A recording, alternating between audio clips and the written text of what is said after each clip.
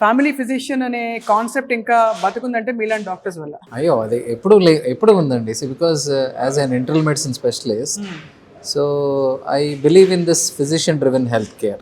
అంటే మనకి ఎలాంటి సమస్య వచ్చినా ఆరోగ్యపరంగా మనకి ఎక్కడికి వెళ్ళాలి అనే అనుమానం ఎప్పుడు ఉంటుంది. Correct. దట్టు ఇప్పుడున్న కాలంలో ఇన్ఫర్మేషన్ చాలా ఎక్కువైపోయింది. సో ఇన్ఫర్మేషన్ వల్ల కన్ఫ్యూషన్ కూడా ఎక్కువైపోయింది. కరెక్ట్. సో ఏ పేషెంట్ ఎక్కడికి వెళ్ళాలి, ఏ ఇబ్బంది వస్తే ఎక్కడికి వెళ్ళాలి అనే డైలమాలో so people are taking wrong steps. So ఆ విధంలో ఇంటర్నల్ మెడిసిన్ స్పెషలిస్ట్.